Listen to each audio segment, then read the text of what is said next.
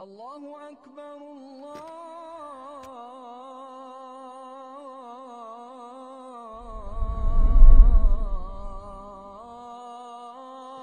أكبر.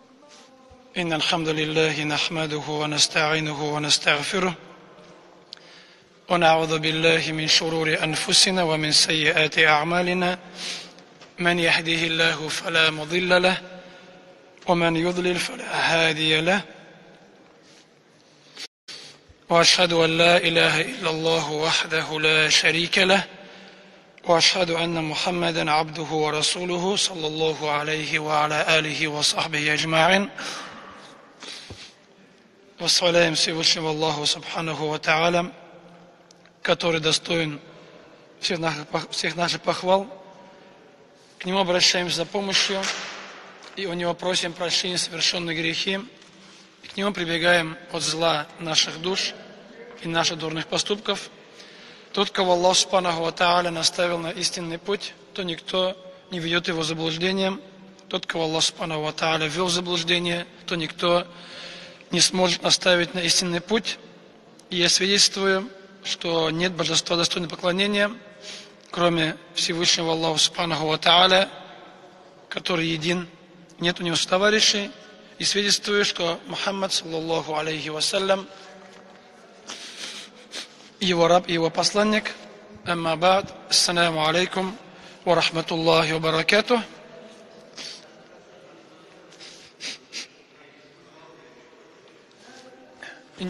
Иншаллах, продолжим чтение хадисов из сборника хадисов Абу Дауда, рахимахуллах, Китабу Тахара, книга очищения, 25 глава, Бабу Сивак, глава Сивак, Сивака, то есть Сивак это то, чем чистит зубы в основе, то есть любая вещь, которую используют для чистки зубов. И слово сивак, то, что мы называем мисвак обычно, да? То есть они оба арабские. У нас больше принято мисвак называть. Есть слово сивак, а вот слово сивак означает как предмет, то чем зубы чистят. Скажем, сам вот мисвак, да, или зубная щетка, подобные вещи. Также означает и сам процесс, действие, то есть чистка зубов. Поэтому часто, когда приводятся хадисы, и сказано слово сивак, означает не сам палочка, а сам процесс чистки зубов.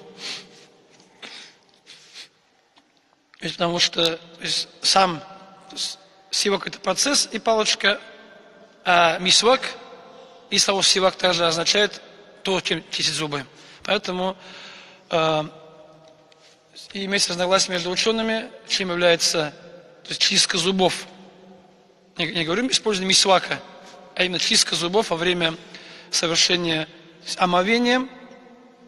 Сказали некоторые ученые, что это является сунной в омовении, то есть включают в сунны тахарата омовение чистки зубов. Кто-то сказал, что это является сунной перед намазом, то есть чистить зубы, когда человек встает на намаз.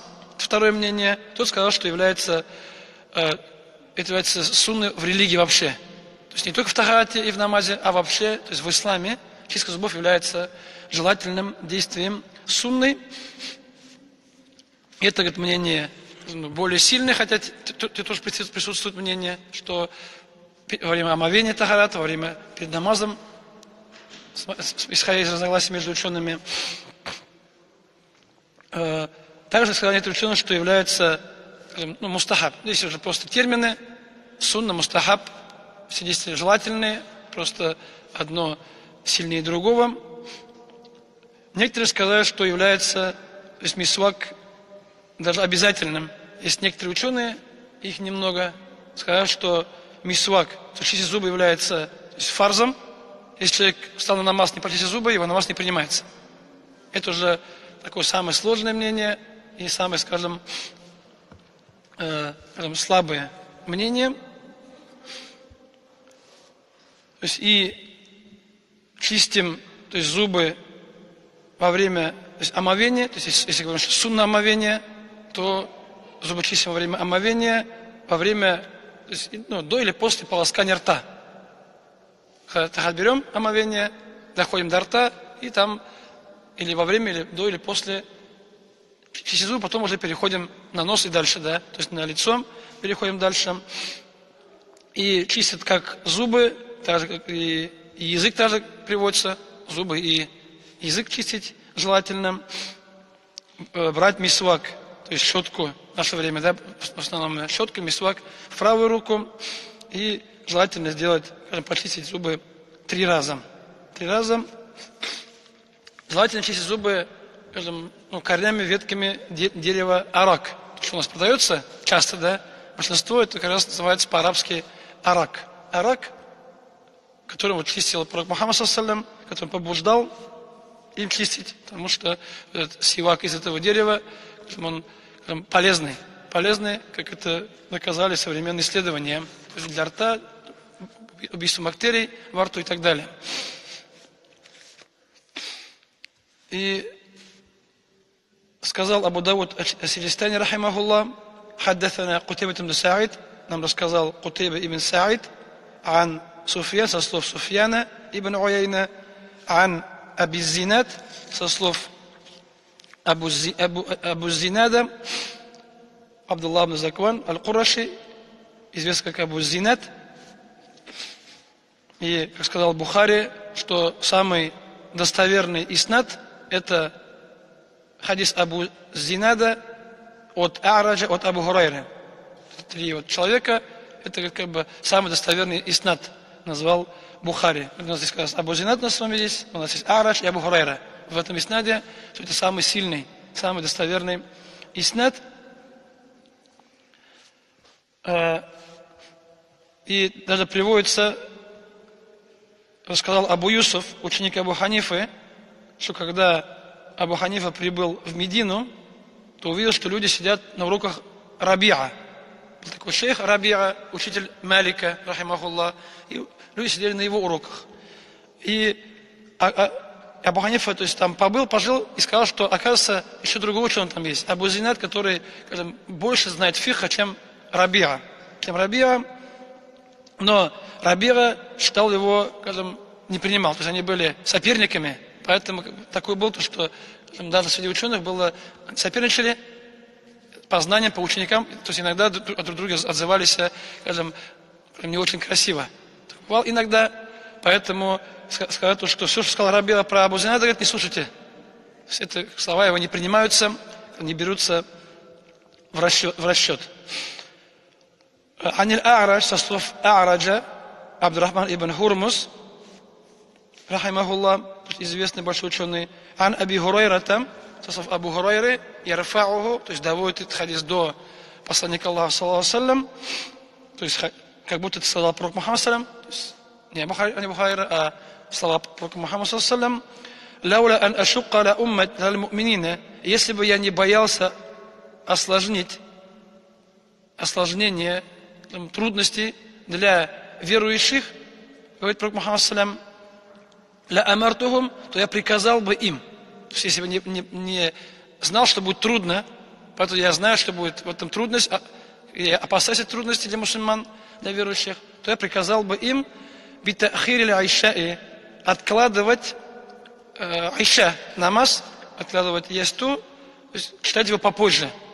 То есть читать всегда позже, чем не когда время наступает намаза, а откладывать постоянно, в течение всего года, или же, как приводится в этих риваятах, то есть до 3-й ночи, то есть до конца 1-3 ночи, или же, как приводится в других риваятах, до полуночи, до середины ночи. И, по мнению большинства ученых, желательно ночной намаз, айша намаз откладывать, то есть читать попозже его. Чем позже, тем лучше, но не позже полуночи. И здесь полночь имеется в виду полночь шариатская. У нас есть полночь, которую мы привыкли сами так, это 12 часов ночи, 00 часов, когда сутки меняются. А есть еще ночь шариатская, полночь и шариатская 3 ночи, первая. Поэтому это она рассчитывается, берем заход солнца и до рассвета. От захода солнца до рассвета, день пополам, это будет полночь. делим на 3 части, значит, как раз будет третьей ночи. Да, первая, вторая, третья ночи именно можно определить таким образом. Поэтому, ну, скажем, если полночь, это у нас, скажем, полночь шариатская, сейчас, наверное, примерно это, 10 с чем-то. То есть там не больше, не раньше, не позже, не позднее, это половина 11-го. Поэтому, если даже ночной намаз Айша, читать его, если у нас время наступает около 5 часов вечера, то есть и если время этого намаза длится у нас, скажем, до рассвета, как мнение и масхаба Ханафи, и других масхабов, но у всех желательное время максимум полночь. После полуночи начинается время макрух, желательное время. И время такое вынужденное. То есть время настоящее. В это время, там время оно считается, если человек проспал, забыл и так далее, может прочитать вовремя, после полуночи. А намеренно, специально читать ночной намаз 12, в час, 2, в 3, в 4 утра, это считается уже, намаз будет правильным, но наград за это будет очень мало. Поэтому, как сказано в книге, то, что чем позднее, тем хуже. Поэтому то, что делают некоторые мусульмане, читает намаз магриб, вечерний намаз, если потом ложится спать, встает только перед утренним намазом полчаса и читает ночной намаз, это делать неправильно. По всем хадисам откладывать желательно, но не позднее 3 или максимум полночи, то есть шариатской полуночи. Это время считается мустахаб, желательное время. Дальше начинается время макрух. И Мухаммад ﷺ сказал, что если бы он не боялся осложнения, то приказал бы читать ночной намаз всегда, получается, поздно, да? То есть не в 5 часов, да, мечеть читать. Ладно, у нас 7 часов читаем, да, перенесли мечеть немного, чуть-чуть, да, скажем, примерно к 3 ночи, скажем, да, чуть-чуть, отодвинули. Он приказал читать всегда поздно, да, то есть в 9-10 всегда, скажем, вечер, да, постоянно, раньше не читать. Но в этом есть сложность. И хотя это считается желательным, но посланник ﷺ, он же, скажем, читал, не откладывал обычно. То есть иногда откладывал, иногда не откладывал. То есть он смотрел, у них в то время не было уже времени назначенное. Там азан сказан был, люди собирались, если людей было много, пророк Мухаммад выходил, читал намаз. Людей было мало, немного ждал, пока соберутся. Иногда он сам задерживался, были дела, он там, кто-то приезжал в гости и так далее, он опаздывал, и все люди сидели, ждали его. Там не было, что там, имам нет, давай стай имам. Там все ждали пророка Мухаммада ﷺ. Поэтому он читал, скажем, смотря как люди придут. Побуждал читать позже, но читал все равно пораньше. И поэтому, если есть выбор читать, скажем, мечети с джамаатом, но, скажем, в начале времени, или потом одному позже, то выбираем все равно мечети с джамаатом, коллективно, потому что в этом награда больше будет, чем одному читать. Или можно намаз перенести, да. Видите, что у нас зимой уже, у нас 7, да. Где-то в компаниях там намаз читают в 8, где-то читают в 9 часов, да, зимой. То есть всю зиму поставили расписание на всю зиму, в 7, 8, 9, и читают все позже, да, намаз, потому что сейчас же 5 часов, все с работы приходят. Сейчас же 5 часов вечера на намазе мало кто будет, на джамаат намаз. Поэтому у нас зимой проще перенести для всех. Кто хочет попасть на намаз, пришел домой, поел, отдохнул, и пришел, в мечеть пошел, прочитал намаз джамаат, там получил награду. Так людей было бы меньше. Поэтому Мухаммад ﷺ сказал, что если бы не боялся затруднений, трудностей, то приказал бы читать ночной намаз всегда позже. Максимум, да, полночь. Шариатская полночь. И также в обессиваке. И приказал бы чистить зубы, сделал бы фарзом, чистить зубы, айнда кули салатин. При каждом намазе, да, то есть, или же перед каждым намазом, или же в районе каждого намаза. Но, зная то, что это будет трудно, если бы было фарс, чистить зубы, скажем, во время тахарата или во время намаза, то есть каждый раз, да, получается, нужно было, чтобы была щетка была, или чтобы был мисвак был, да, у каждого, так в кармане с собой носили бы его. Если забыл, да, получается, тогда было бы уже проблематично. И Мухаммад, зная, что это будет трудно, он не стал осложнять, но это осталось желательным действием. Осталось сунной, осталось мандубом. И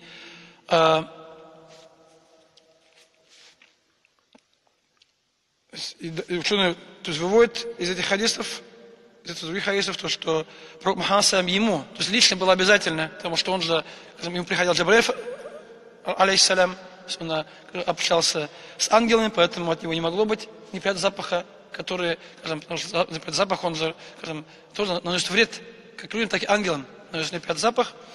Поэтому Мухаммад салям ему было обязательно чистить зубы, а не мусульманам. И поэтому, скажем, он, может, хотел, как ему было, чтобы. Но зная, что будет сложно, трудно для верующих это делать постоянно, он, скажем, оставил это для мусульман действие желательным, сделал его обязательным. Хотя, как сказал, что некоторые ученые считают мисвак, чистку зубов обязательной. И по поводу, а когда желательно чистить зубы, время чистки зубов, здесь есть разногласия между учеными: омовение или намаз. Во время омовения или перед намазом сразу. Когда встаешь на намаз, перед такбиром или же во время тахарата. Вот где желательные? То есть в мазхабе ханафи желательно во время омовения. Перед намазом не чистить зубы. Получается, имеется в виду, говорит, намаз, когда берешь тахарат. На намаз омовение, в это время зубы почистил, перед намазом же сделать не считать желательным по мнению ученых ханафитского мазхаба. Потому что есть и другие риваяты, потому что есть риваяты и намаз, и есть риваяты, где сказано и омовение. То есть приводится в сборник Ибн Хузейма, у Хакима, приводится и в Бухаре слова Абу Хурайры, то есть хадис про Мухаммада салям, слова Абу Хурайры, в Бухаре приводится та'ликан, то есть без иснада, без цепочек передатчиков, что посланник Аллаха сказал: «Лауля ан ашукка ля уммати», если бы не боялся сложности для моей уммы, ля амартухум без сиваки, то приказал бы им чистить зубы, айнда кули вудуин, во время каждого омовения. Поэтому есть хадис, здесь сказано вуду, омовение, здесь сказано намаз. Поэтому из этого возникает разногласие. Где желательно? Тут или там? Или же в обоих местах? Или же, как приводится в сборнике имама Ахмада, Муснаде, тот же самый хадис, то, что если бы не боялся осложнения для моей уммы, то приказал им чистить зубы во время каждого очищения, сказано. Тахур, очищение. То есть не намаз, а уже тахарат или же гусль. Поэтому, исходя из этого, ученые масхаба ханафитского сказали, что чистить зубы во время омовения. Но не перед намазом, потому что там, как объясняется, что перед намазом человек будет чистить зубы, там может у него так, повредить десна, там может кровь пойти, может агат испортиться, поэтому тем более там удаление грязи перед намазом, то есть некрасиво. Поэтому сказать, что это не совершается. Это вот мнение ученых масхаба ханафитского. Других ученых там то есть другие мнения приводятся. То есть, например, масхаб Шафири сказал, что сунна и омовение, и сунна перед намазом. Дважды. Во время омовения нужно зубы почистить желательно, и во время намаза тоже желательно. То есть оба действия приняли. Масхаб Ханафи в одну сторону. Одну сторону то есть, взяли, то есть не в обоих. Хотя, если сказано, что как это, то есть масхаб Ханафи, хадис же есть намаз, вы отвергаете, что ли? То есть не принимаете, что ли? Хотя некоторые, то есть в книгах не приводятся, то есть в некоторых известных книгах масхаба приводится, что чистить зубы является желательным и перед намазом. Например, это приводится в Татархане, Фатау Татархане, то есть такая книга есть, то есть фетвы, то есть Татархане, то есть слово татар есть. И хотя татар отношения не имеет. Это написано в Индии индийскими учеными, ханафитскими. И там правители были, у них был титул Татархан. Поэтому то есть, титул правителя в Индии, то есть, который там, то есть, еще от монголов, да, оставшиеся правительства, мусульманские правительства, то есть, его звали Татархан. Поэтому этот правитель Индии в то времени попросил ученых написать книгу. И написали, поэтому назвали ее Фатау Татархане. Поэтому татар отношения не имеет. То есть книга индийская. Вот там написано то, что мустахаб желательно чистить зубы и перед намазом. Качественный намаз. Тогда приводится там и в других некоторых книгах. Это получается в обеих ситуациях, да. И перед намазом, и перед омовением. И, как сказал Ибн Гумам, рахимахуллах, в толковании книги Аль-Хидая, известной ханафитской книги, что желательно чистить зубы в 5 ситуациях, в 5 случаях.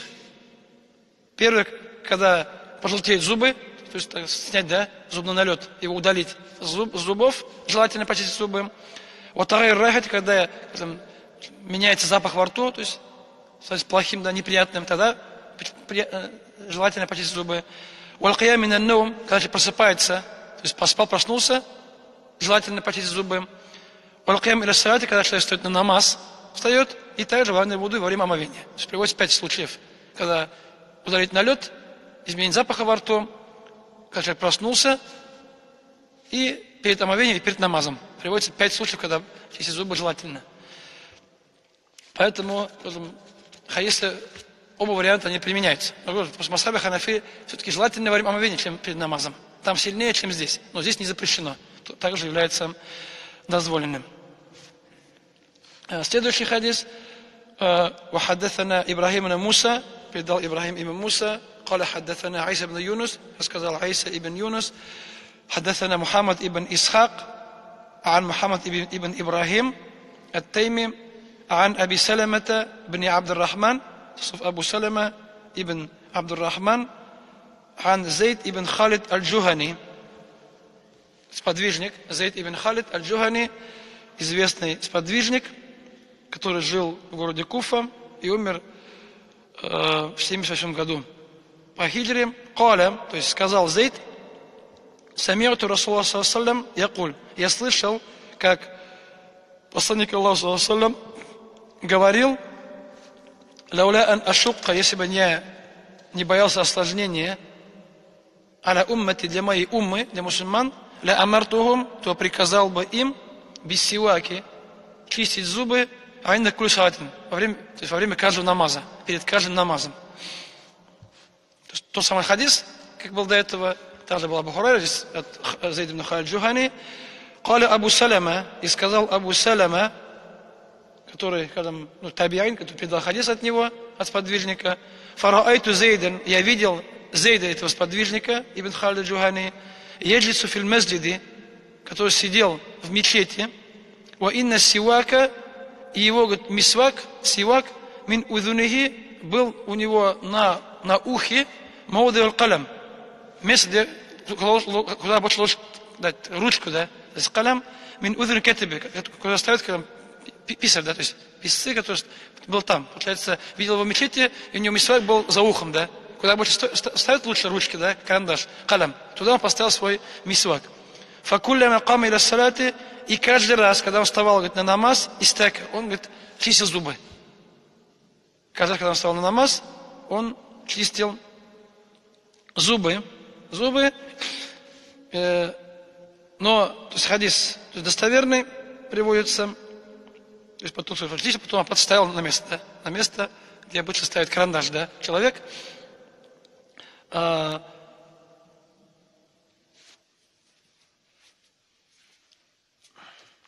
И здесь, получается, там есть не другие ривайты есть, то, что у сподвижников мисваки были за ушами часто, но,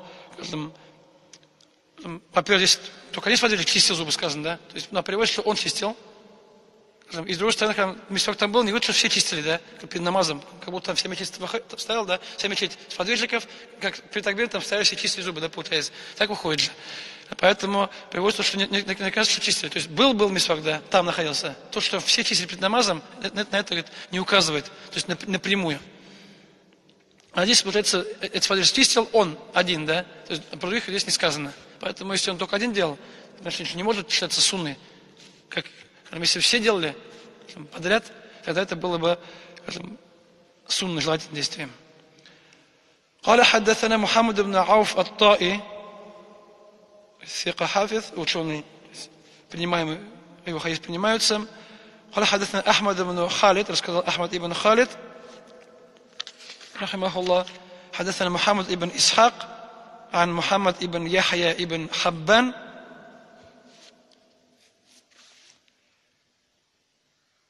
عن عبد الله بن عمر, со слов Абдуллаха ибн Умара ибн Хаттаба. Получается, внук, да, Умара Хаттаба, то есть сын, то есть его сына, сын Абдулла ибн Умара, тоже звали Абдулла. То есть и отец, и сын были, имя было одинаковое. Абдулла, сын Абдулла ибн Умара ибн Хаттаба, это старший сын. Старший сын, который хадисы принимается, но он передал очень мало хадисов.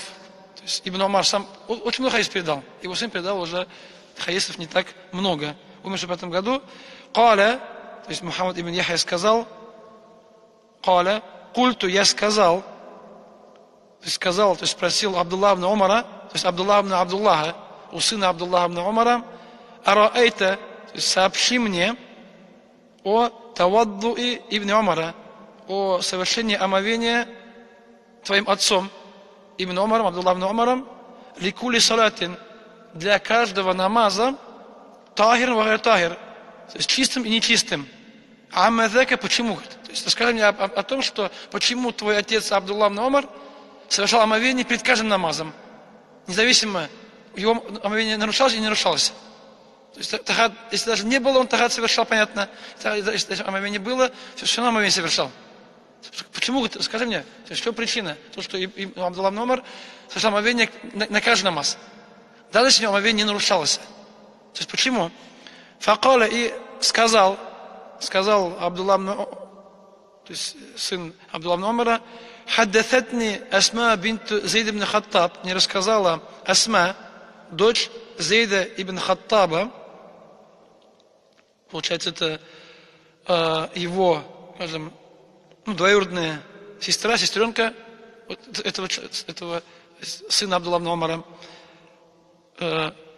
рассказала, Анна Абдулла ибн Ханзаля ибн Аби Амир, что Абдулла ибн Ханзаля ибн Аби Амир, Аль-Ансари, это, то есть Абдулла ибн Ханзаля, это Абдулла, это сын Ханзаля, сподвижника Ханзаля, которого в день битвы при Уходе омыли ангелы.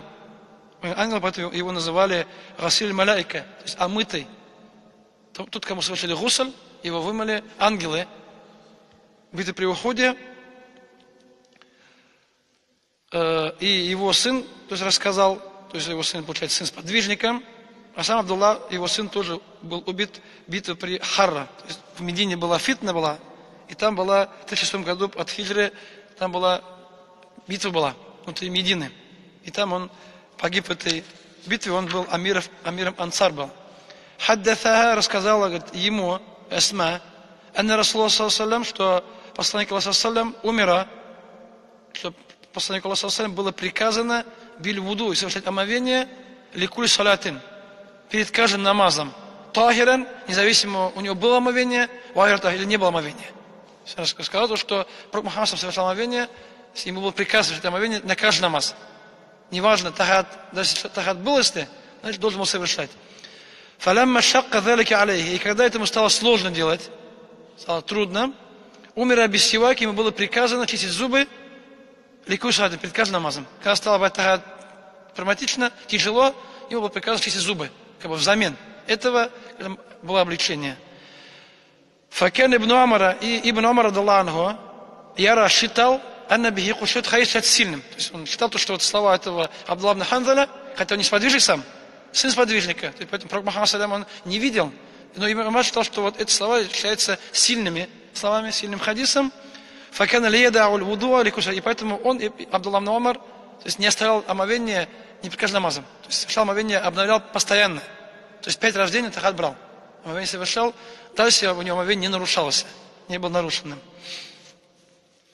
Поэтому из этого хадиса выходит, что пророк Мухаммад было обязательно брать омовение перед каждым намазом, что в принципе переводится в хадисах, хотя не скажешь обязательно, но он совершал так постоянно, перед каждым намазом, то есть это все знали, все сподвижники, что он так совершал. И когда ему стало трудно, значит, есть такое правило, аль-машака таджлибу тайсир, что осложнение, то есть трудность, она вызывает облегчение. То есть если есть трудность, то в рамках шариата могут быть облегчения. То есть Аллах Та'аля облегчает в этих ситуациях, когда сложно, возможно человеку облегчение.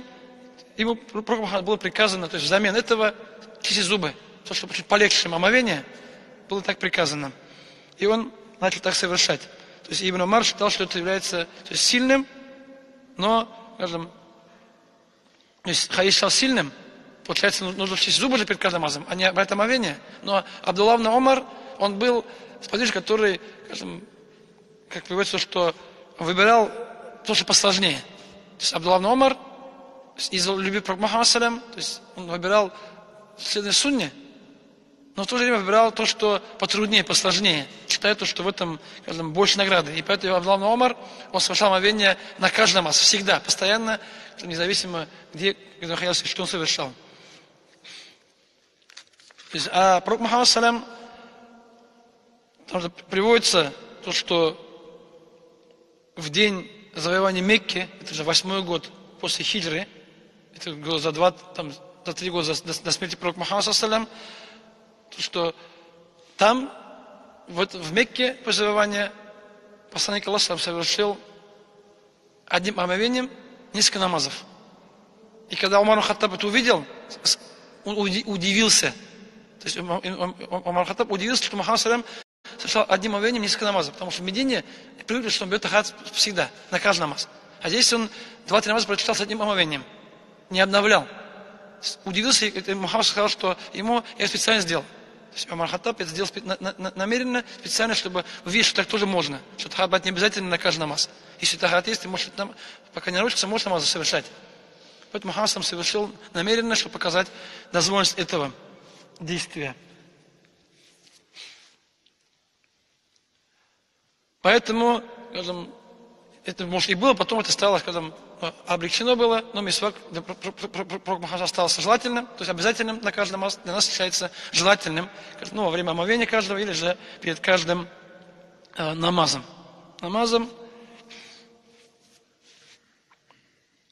Но не приводится ни одного хадиса, что пророк Мухаммад чистит зубы прямо перед намазом. Это желательно, но не приводится от сподвижников, что Мухаммад вставал на намаз, он чистил зубы, потом намаз начал читать. Так не приводится. То, если было вот такое действие, он так совершал, то все его сахабы передали. Так, это если было бы рассказано, можно передатчиков. Нет там сподвижников, не рассказывает нам, что он совершал, то есть чистить зубы прямо перед намазом, прямо перед такбиром, про посланника Аллаха, саллаллаху алейхи ва саллям. Поэтому, может, он чистил, наверное, перед омовением, так в то время этого хватало, если там перерыв был небольшой, так взял, потом пошел на намаз сразу же.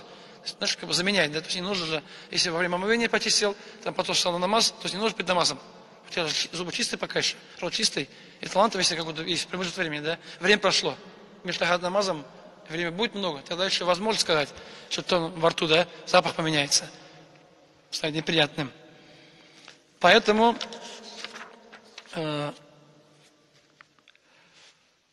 перед омовением желательно, то есть во время омовения, и также перед намазом, то есть иногда в некоторых ситуациях он является желательным.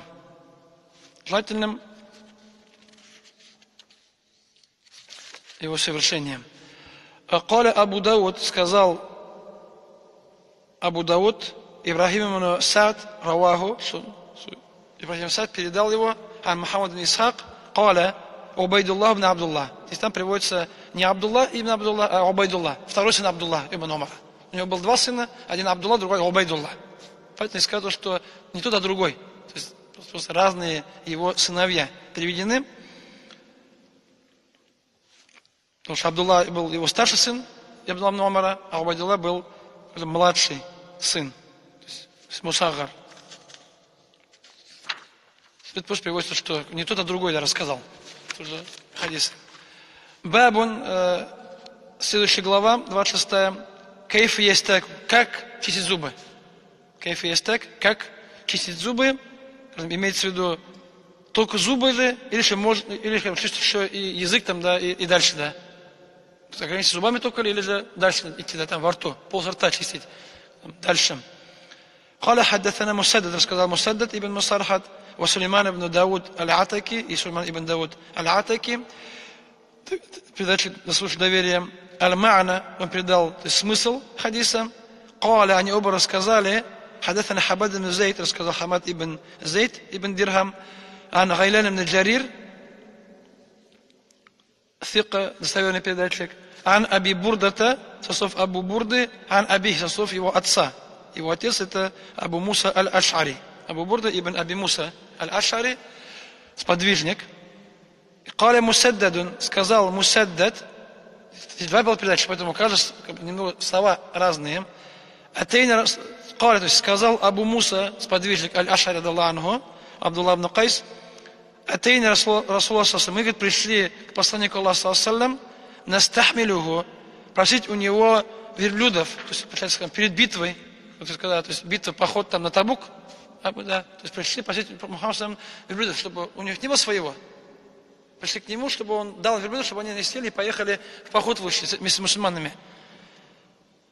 Фараайту, я, говорит, когда пошел к нему, я, говорит, увидел его, посланник Аллаха, саллям, ястеку аля лисанихи, который чистил, говорит, зубы, извините, язык. Лисанихи чистил аля лисанихи, то есть у него мисвак был на языке в это время, то есть чистил язык. Каля Абу Дауд, сказал Абу Дауд, вакаля Сулейман, сказал другой передатчик, Сулейман, каля, то есть сказал Абу Муса аль-Аш'ари, то есть другая версия хадиса, да, другой вариант. Дахальту аля наби саллаллаху алейхи, я, говорит, зашел к посланнику Аллаха, саллаллаху алейхи, когда он чистил зубы. То есть вошел к нему в тот момент, когда Мухаммад чистил зубы. И он, говорит, поставил мисвак, сивак на язык, да, то есть на часть языка. Он говорил, то есть у него там, получается, когда мисвак был внутри был, да, и как будто у него там, видишь, там, такие звуки у него издавались, то есть, потому что там внутри было.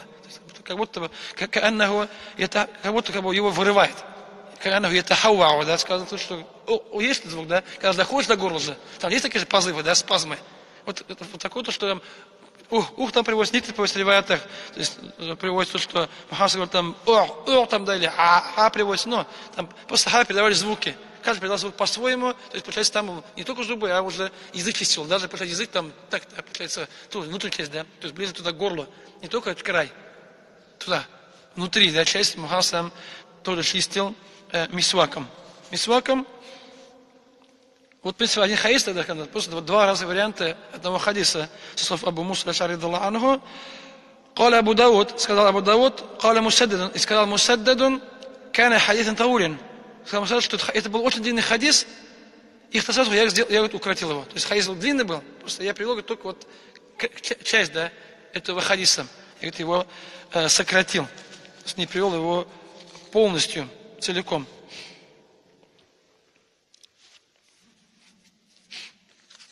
У этого хадиса есть много разных версий, разных, поэтому здесь спорят. Например, приводится сборники Насаи и сборники у Муслима.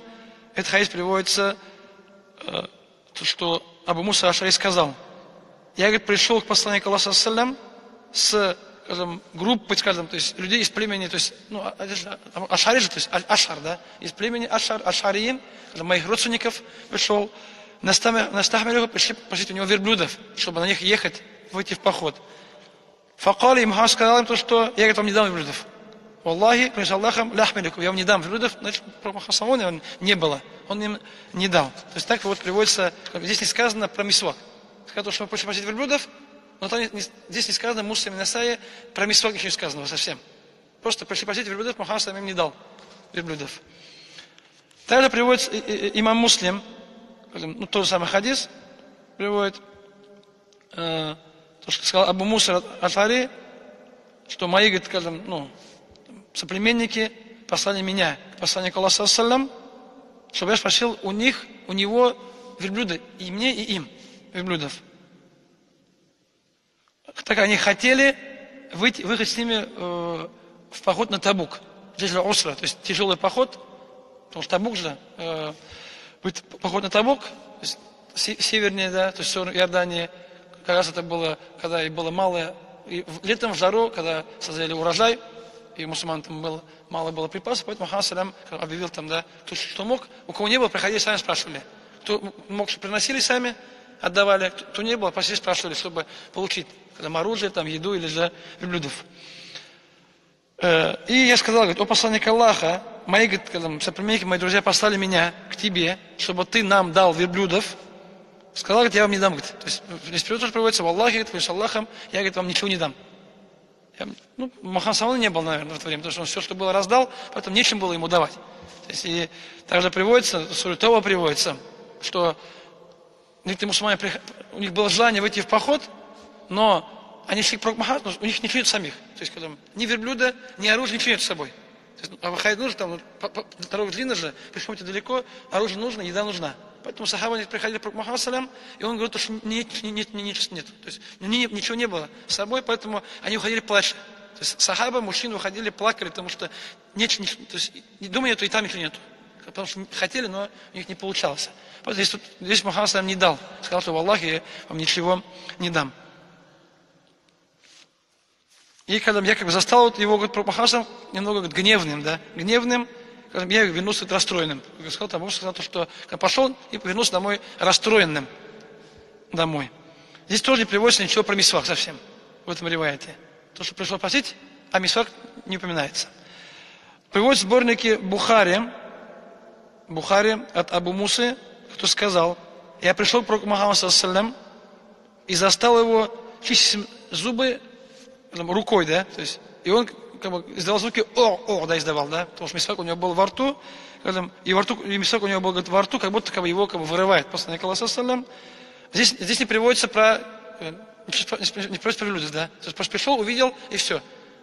Получается, как будто разные истории приводятся. Как будто разные истории, которые Абу Дауд объединил, получается. Они везде по-разному, а Абу Дауд они объединены в одном хадисе. А в других сборниках они приводятся по отдельности. Где пришло спрашивать верблюдов, нет там про мисвак, где пришло про мисвак, там нет про верблюдов, получается. Поэтому, вроде история может одна быть, но или же они разные истории. Надо приводить другая, то есть история, другой вариант истории, в сборнике Бухари и Муслима, что Абу Муса Аш'ари пришел к посланнику Аллаха саллаллаху, и с ним было двое его соплеменников, или Аш'ариин. Один был справа, другой был слева от меня. И те двое пришли, спрашивают работу, что он куда-то назначил их. А Абу Муса пришел за компанию, он не знал. То есть его просто привели, да, скажем так, за компанию, не сказали, зачем они идут к пророку Мухаммаду. Поэтому они говорят, и когда мы зашли к пророку Мухаммаду, он чистил зубы. Говорит, и когда зашли трое же, и то есть Абу Муса просто стоит, а первый говорит, после Аллаха, дай мне работу, да, назначь мне куда-нибудь, дай мне должность. И другой должность, да, спрашивает, дай мне должность, спрашивает. Мухаммад просто сказал, а ты что сказал, Абу Муса? То есть, ты что скажешь, ты зачем пришел? Сказал то, что клянусь тем, кто послал тебя с истиной, то есть Аллахом. Они, говорит, не сказали, почему пришли, говорит. Они мне не сообщили цель визита к тебе. Поэтому я не знал, я просто пришел с ними, да. Когда пойдешь, пошли. Все, когда пришли, я узнал, что их цель. А их цель, получается, плохая, потому что Мухаммад саллаллаху алейхи ва саллям, когда просил, никому ничего не давал. Когда просили у него должности, он не давал. Он давал тем, кто не просил. Кто просил, отправил домой. Потому что тот просит, да, получается, он же заинтересован в этом положении должности. А кто не просит, значит, получается, поэтому Мухаммад саллаллаху алейхи ва саллям тем двум не дал ничего, точно. Потому что неправильно так. А вот Абу Муса, наоборот, добавил. Здесь получается, они, говорит, мне ничего сказали. Я с ним пришел, но они, говорит, мне не сообщили цель, почему они придут к тебе. Я, говорит, даже не знал, говорит, даже не почувствовал, что они будут просить тебя должность какую-то, работу. И он говорит, что я, говорит, видел, что его мисвак был под губой, тогда, видел, что он чистил зубы в это время. Поэтому здесь приводится мисвак. Поэтому вот хадис один тот же, но один тот же Абу Муса Аш'ари. Но истории разные. Есть мисвак, нет мисвака, поэтому я здесь сказал то, что здесь сказал в шархе, что в других сборниках все по-разному, Абу Дауд объединил их. Это такое странное решение Абу Дауда, как будто ошибка Абу Дауда, что он два хадиса объединил в один хадис. Хотя, в принципе, споешь один тот же, вот истории разные, было немного по-другому. То есть и там выходит то, что Мухаммад чистил не только зубы, чистил язык, чистил, да? Получается не только зубы, а еще дальше. Чистка языка тоже является действием желательным. Следующая глава. Бабун фирраджули ястаку бисиваки гайрихи. То есть мужчина, человек, который чистит зубы мисваком щеткой другого человека. То есть это можно и нельзя. То есть можно и нельзя использовать мисвак щеткой другого человека. Чистить зубов, то есть с точки зрения шариата, с точки зрения ислама. قال حدثنا محمد ابن عيسى рассказал Мухаммад ибн Айса. قال حدثنا عنبسة ابن عبد الواحد الثقة, достоин доверия. عن هشام بن عروة, тоже много раз был у нас. عن أبيه, со слов его отца, Урва ибн Зубейр, племянник Аиша радиллаху анха, тоже предшествовал. عن عائشة, со слов Аиша радиллаху анха, уммин, мать правоверных, жены посланника Аллаха саллаллаху алейхи ва саллям, сказала: «Кана Расулуллах саллаллаху алейхи ва саллям ястанну», посланник Аллаха саллаллаху алейхи ва саллям чистил зубы, «Ва айндаху раджуляни», и возле него в это время было два человека. мужчин, то есть чистили зубы, и рядом с ним находилось двое мужчин. Ахадухума, один из них, акбару, был старше, чем мина аха, другого. То есть два человека, мужчины, один был старше возрастом, чем другой. Фауха илейхи, и посланник Аллаха саллям было, скажем, то есть неспослан вахида, ему было сообщено, фи фадли сиваки, о достоинстве чистки зубов, ан каббир. Было сказано, сначала дай мисвак более старшему. Два человека было, то есть махаббатись зубы, то есть нужно было дать кому-то мисвак, да, там два человека. И им было сообщено, посланник Аллаха саллям, дальше выливает то, что он это увидел во сне до этого, чтобы нужно давать мисвак более старшему возрастом, который находится возле тебя. Возле тебя. И то есть, здесь получается, что они были, оба, наверное, справа были. Потому что, если сказано дать более старшему, значит, они оба были с одной стороны. Или оба справа, или оба слева были, получается, от посланника Аллаха саллям. Или оба с одной стороны, оба были слева. Потому что, скажем, если есть справа слева человек, то желательно давать тому, кто справа. Дальше младший, кто слева. Поэтому, если они оба были слева были, значит, дай тому, кто старше. Если у тебя человека справа есть, значит, нужно делиться с тем, кто справа. Начинать. Всегда. А не слева. Даже если здесь младший, тот старше. По другим хадисам, которые приводятся. Поэтому, скажем, здесь дай более, то есть старшему,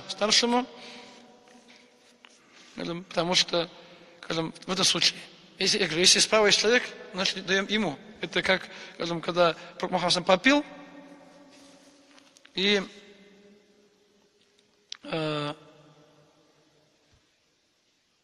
там кто-то был слева были кто постарше, справа были кто помоложе. И Мухаммад дал кто-то помоложе, хотя там были кто-то постарше, потому что начинать с правой стороны желательно. А здесь мисвак, если человек одинаковая степень, да, скажем, одинаковое положение, то есть ни справа, ни слева, тогда начинаем с того, кто старше. А'ати сивак акбарухума, то есть начинает, то есть акаббир, то есть дай мисвак, сивак тому, кто старше из них.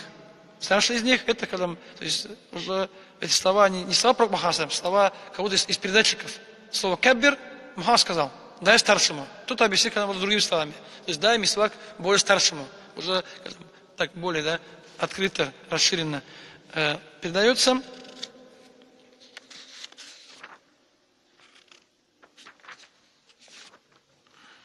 И в Бухари Муслиме этот хадис приводится, что Мухаммад сказал, это мне было, говорит, показано во сне. Вахи пришел во сне, то есть не сейчас, до этого, получается, ситуация была, до этого он увидел это уже, ему сообщено было. После это применил на практике чуть попозже, не сразу. Если объединить эти два риваята, да. То есть он не спал же в этой ситуации, поэтому, значит, было раньше. Поэтому, как сказал Ибн Хаджар, рахимахуллах, то есть в толковании Бухари, сказал Ибн Батталь, в хадисе указана желательность давать первым мисвак тому, кто постарше возрастом, и также, говорит, касается, говорит, еды, говорит, когда, и питья, говорит, и разговор, и так далее. И так далее. И как сказал Мухаллаб, если, скажем, если люди не сидят, потому что если люди сидят, когда, или люди справа и слева, то начинаем справа. Поэтому так хадис объединяются друг с другом, давать старшему, если нет никого справа. Если справа есть, получается, ему даешь. Даже чем младше, чем кто сидит слева. Старше. Поэтому хадис нужно объединять. Использовать каждый в своей ситуации. قال Ахмад ибн Хазм, рассказал Ахмад ибн Хазм, قال لنا Абу Саид, сказал Абу Саид, هو ابن الأعراب هذا مما تفرد به أهل المدينة. Это хадис, который передали только жители Медины. Эта ставка, она не во всех приводится, потому что здесь сборник Абу Давуда, есть несколько учеников Абу Давуда, несколько версий. И на эти версии друг от друга отличаются. И в одной из версий сказано то, что то есть Абу Саид ибн Араби сказал, что этот хадис, он его передали только жителям Медины. Получается, все, кто вот есть в цепочке, все жители Медины. Это получается такая особенность хадиса. Все передатчики жили, родились в Медине. Сейчас мединский, поэтому называют то, что жители Медины, передатчики. то, что такая, скажем, вещь, что там, она приводит, что хаисском передали только жителям Египта, передали, жителям Куфра, да, переводят. То есть все передатчики там есть в одном месте, да, с одного города, с одной стороны. Такие вот тоже есть особенности науки хадисов. Ученые, получается, не знают, каждый, кто где жил, да, кто где родился. И так выделяли хадисы. Следующая глава Бабу Гасли Сивак. Глава о омывании мисвака, сивака. قال حدثنا محمد بن بشار сказал محمد بن بشار учитель Абу Давуда и Бухари. قال حدثنا محمد بن عبد الله الأنصاري сказал Мухаммад ибн Абдуллах аль-Ансари. И здесь приводится, что таких людей было три вообще. То есть Мухаммад ибн Абдуллах ибн аль-Ансари, вот таких есть три человека. То есть копия. Звали Мухаммад, отца Абдулла и оба Ансари. Три передатчика. После у одного деда звали Муthанна, у другого деда звали Хафс, у третьего деда звали Зияд. То есть имя отца его и отца одинаковые, просто имя дедов разные. Поэтому после три передатчика нужно знать, кто есть кто. Здесь приводится Абдулла, но Мухаммад ибн Абдулла аль-Ансари ибн Муthанна, здесь сказано, один из троих. قال حدثنا عنبس بن سعيد рассказал Анбаса ибн Саид аль-Куфи аль-Хасиб, считывает. قال حدثنا كثير ابن عبيد الله عن عائشة со слов Аиша رضي الله عنها أنها قالت, что она рассказала, كان نبي الله صلى الله عليه وسلم يستاك, пророк Аллаха صلى الله عليه وسلم чистил зубы, فيعطيني السواك, и давал мне мисвак, лиахсилеху, чтобы я вымыл его. Пророк чистил зубы сам, потом давал мисвак своей жене, Аише, чтобы она его помыла. Мисвак. فأبدأ به, и она говорит, что я, говорит, сначала, говорит, брала и чистила зубы, то есть, прежде чем помыть, то есть брала и сразу начала чистить зубы этим мисваком, потому что это же пророк саллаллаху алейхи ва саллям, а то, что касается пророка саллаллаху алейхи ва саллям, это же в этом есть баракат, это польза есть. Поэтому я не хотел смывать пользу баракат с мисвака посланника Аллаха саллаллаху алейхи ва саллям, тем больше жена тогда, муж так, муж с женой же, поэтому между мужем и женой нет таких проблем, да. Поэтому это и пророк саллаллаху алейхи ва саллям, во-первых, то есть баракат, польза, во-вторых, что и муж, потому что не брезгует, да, то есть то, что муж, жена, получается, друг другом не брезгует, да, в таких вещах, то есть ты можешь слюни, да, если остаются. Фума, то есть фаст так начал с него и чистил зубы им. Фума, затем, говорит, я мыл этот мисвак, то есть мыла мисвак, это Аиша, у Атфар и потом его передавала. То есть, получается, Пророк чистил зубы, давала Аиша, она его помыла, то есть она сначала почистила зубы сама, помыла, потом, получается, хранила. То есть, и когда нужно было, отдавала, попозже. Когда Пророк хотел чистить зубы, она ему отдавала мисвак уже позднее, позже. И в этом хадисе указано, что то есть, использовать мисвак другого человека дозволено, так ведь, разрешено, если человек, тем более, если человек помыл его после этого, когда получается, если человек согласен, чтобы его мисваком чистить зубы, это дозволено. Если человек не согласен, значит, получается, нежелательно будет. Все зависит от согласия хозяина, да, то есть мисвак или зубной щетки, да. Если скажешь чистить, значит чистить, да. Скажешь не бери, значит брать нельзя уже. Даже если помочь так, да, поэтому все возвращается к согласию. А так, выходит, что, хотя, может, в наше время скажут, что зубная щетка надо украсть своя, так, да, это свои микробы, поэтому нежелательно использовать, да. Но с точки зрения шариата нет проблем. То есть использовать зубную щетку другого человека с его разрешения является дозволенным. С точки зрения ислама, шариата. То есть, и ведь Мухаммад салям, то есть чистил зубы, и как приводится, что если Аиша не сразу отдавала ему, то есть, а чуть попозже, как сказали, когда он в этом нуждался, ему было необходимо, потому что, как приводится, то есть там сахаба, те, кто ему служили, они готовили Мухаммад салям мисвак, то есть заранее. Мухаммад салям чистил, то есть уже заранее был готов, то есть чисто уже нарезанный, там помытый, хранился уже заранее, когда нужно было, ему отдавали. Ему готовили мисвак и готовили ему воду для омовения заранее. Поэтому, то есть указано, что что слюна чистая, так, что использовать дозволено. Из этого хадиса это понимается, это все из этого хадиса извлекается. Так, у нас здесь следующая глава, лучше, наверное, на этом сегодня остановиться, потому что здесь начинается одна длинная, большая глава, лучше сегодня фитрати оставить на следующий урок. Потому что много чего будет рассказывать, надолго затянется.